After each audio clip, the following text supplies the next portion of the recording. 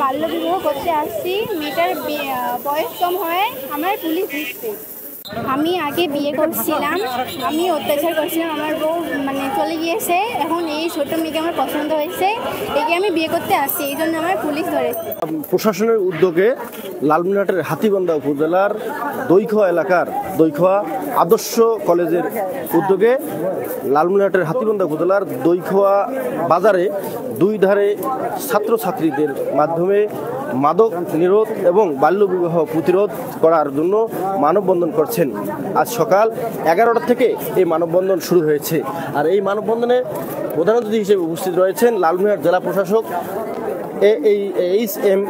রকিব হায়দার, সাথে রয়েছেন Lalmonirhat police super জনাব তরিকুল ইসলাম সহ হাতীবান্ধা উপজেলার নির্বাহী অফিসার শামীম মিয়া সহ রয়েছেন হাতীবান্ধা থানার অফিসার ইনচার্জ মাহমুদুল নবী সহ স্থানীয় শিক্ষা প্রতিষ্ঠান ও বিভিন্ন স্কুল কলেজ মাদ্রাসার শিক্ষক, শিক্ষার্থী ও অধ্যক্ষরা। আমরা একটু দেখানোর চেষ্টা করতেছি যে আজকের এই লালমনিরহাটের হাতীবান্ধা উপজেলার বিশেষ করে গোতামারি ইউনিয়নের দৈখোয়া এলাকায় যে মাদকের সাম্রাজ্য, সেই মাদক এলাকায় মাদক প্রতিরোধের জন্য আজকে মানববন্ধন করছেন।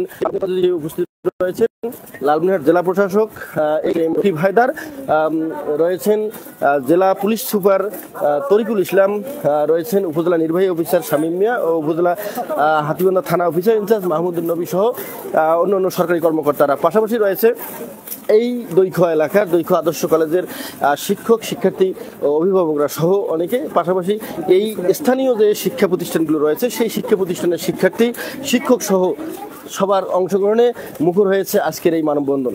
আমরা একটু দেখানোর চেষ্টা করতেছি যে আজকের এই মানববন্ধনটা মূলত বাল্যবিবাহ এবং যদি বলি যে মাদকের প্রতি একটা সচেতনামূলক একটা মানববন্ধন করা হচ্ছে, যে বাল্যবিবাহ প্রতিরোধ করতে হবে, পাশাপাশি মাদক নিরোধ করতে হবে এই এলাকা থেকে, এমনটাই বলছিলেন এখানকার স্থানীয় প্রশাসন এবং আজকের এই যে যারা আয়োজন করেছে তাদের মধ্যে থেকে শিক্ষকরা।